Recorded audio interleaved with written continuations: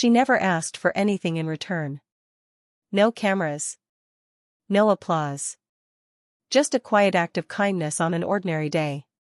It all started in a small neighborhood where life moved slowly and people mostly kept to themselves. Among them lived a simple woman named Clara. She worked at a local bakery, lived in a modest apartment, and was known by very few. She didn't have much, but her heart was bigger than her wallet. One chilly morning, as she walked to work like she always did, she saw a man sitting by the corner grocery store. His clothes were worn out, his shoes barely holding together, and his eyes, they held a kind of tired sadness that most people hurried past without noticing. But Clara noticed. She didn't ask who he was or why he was there. She simply walked into the store, bought him a sandwich and a cup of coffee, and handed them to him with a smile. He thanked her, quietly, as if he wasn't used to being treated like a person anymore. She nodded and walked away. That could have been the end of it. Just a moment. A quiet exchange in a busy world. But something about that man stayed with her. Maybe it was the way he looked at her, not with pity or shame, but almost like he had nothing left to lose. Over the next few weeks, Clara began to notice him more often. Sitting in the same spot. Always quiet. Never asking for help. She started bringing him extra food, warm clothes, even a pair of old boots her brother had left behind. He never said much, but he never turned her away either. She didn't know his name. She didn't know his story. But she knew he needed someone to care, and for reasons she couldn't explain, she cared deeply. What Clara didn't know was that the man she was quietly helping had once had a name that opened doors, until life had shut them all. And she definitely didn't know that years from now, in a life she never imagined, he would come back, not as the man on the corner, but as a billionaire with a secret of his own. And when they met again, everything she thought she knew about kindness, fate, and love, would change forever. Clara didn't expect anything to come from those small acts of kindness. To her, it was just part of being human. Helping someone when you could. She never told her friends at work about the man she'd been helping. She didn't even know his name until much later. But week after week, she brought him food, warm drinks, and sometimes even sat with him for a few quiet minutes before heading off to her early morning shift. Slowly, a bond formed between them, one built without many words, but full of unspoken understanding. His name, she eventually learned, was Daniel. He rarely talked about his past, and Clara didn't press. Still, she picked up on little things. The way he spoke, carefully chosen words, polite, educated. The way he once helped an old woman cross the street, or the time he found a stray dog and waited outside a vet's office until they opened. Clara could tell he wasn't just someone who had always been on the streets. He had lived another life once, a life where he probably had nice things, maybe even a career. Something must have happened, something big, to bring him here. But every time she almost asked, he'd shift the subject, and she'd let it go. She figured if he wanted to talk, he would. So instead, she kept showing up in her quiet, steady way. One morning, she brought him a thermos of hot tea and noticed he wasn't in his usual spot.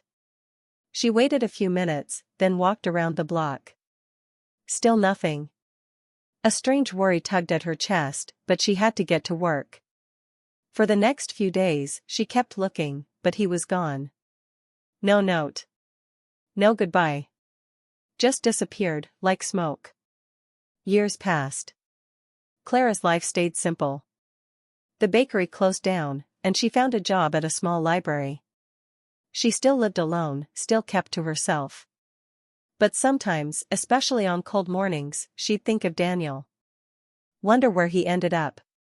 Wonder if he was okay. She missed those quiet moments more than she liked to admit. Then, one ordinary afternoon, the library phone rang. A man's voice asked to speak with Clara. His tone was calm, confident. She almost didn't recognize it, until he said her name in a way only one person ever had.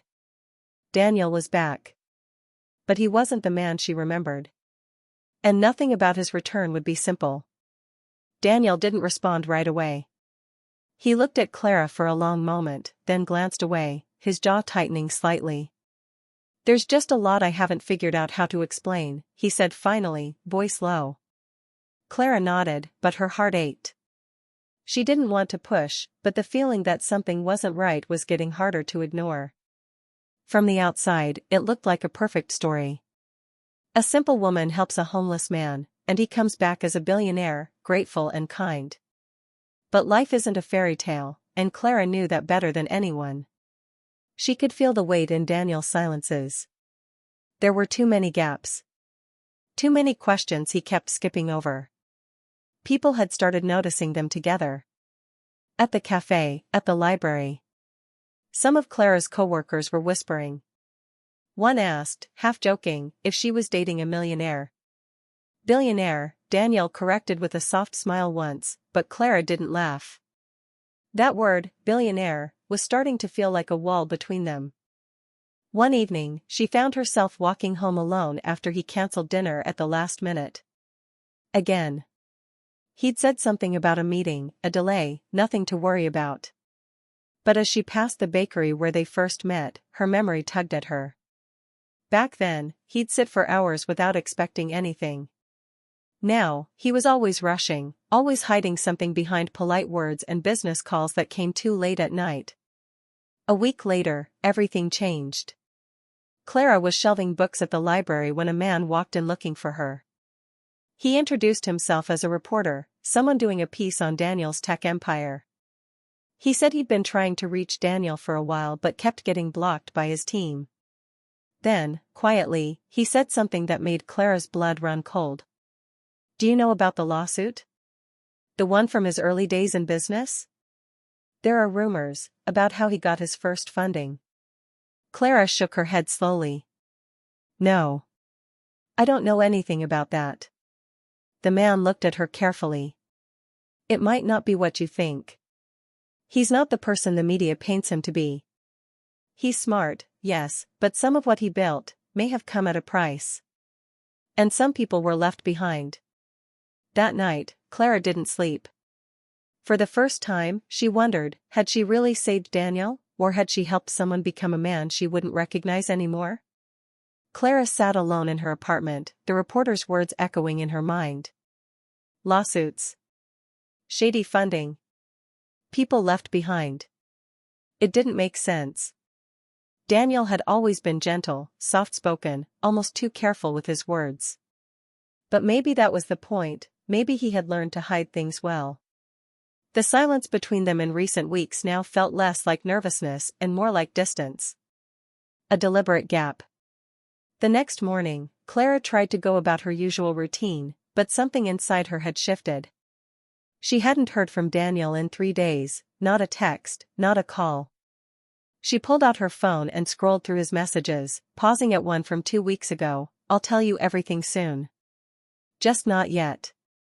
That day at work, Clara finally gave in to the nagging feeling and typed his name into the search bar. Not the company site, not the press releases, but forums, old news clippings, financial blogs. And there it was. A buried article from 5 years ago.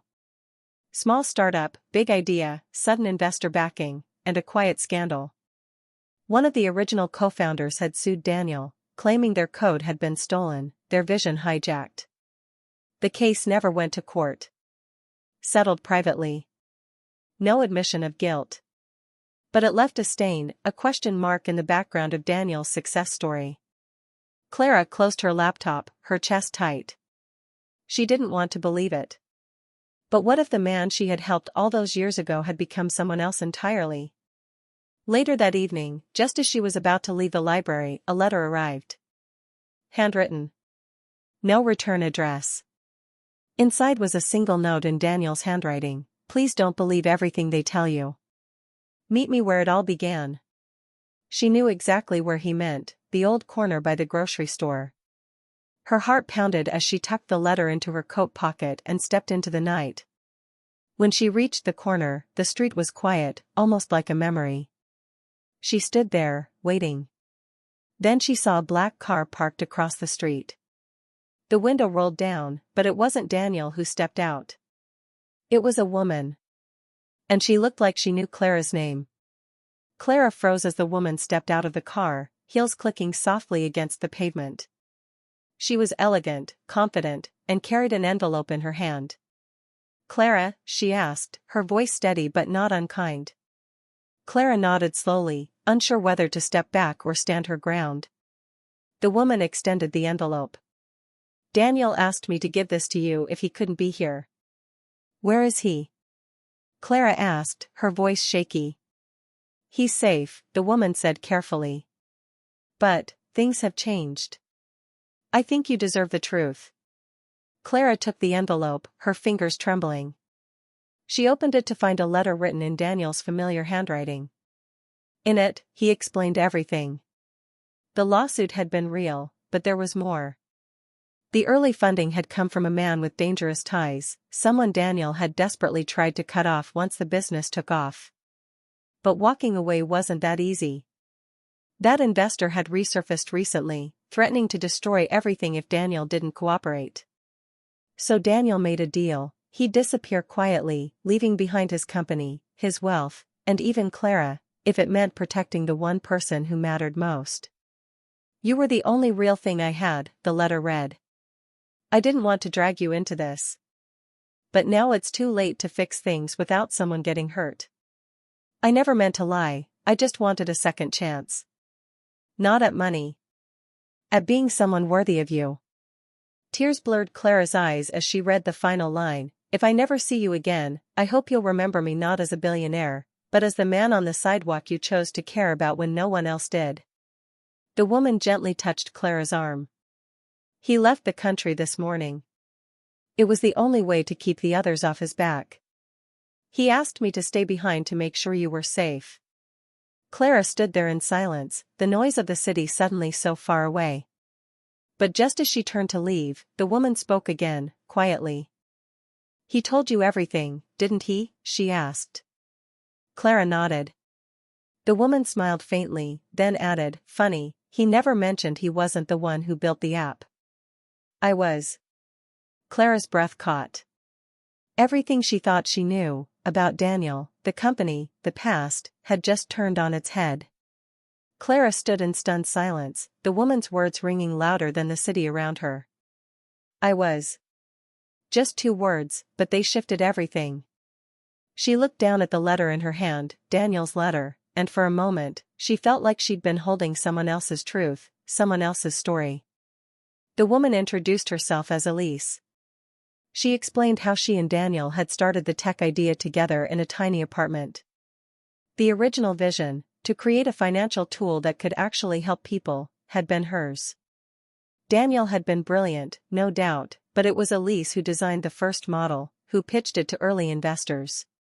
When things started to take off, the shady funding came into play. Elise wanted out. Daniel didn't. That was when things began to break.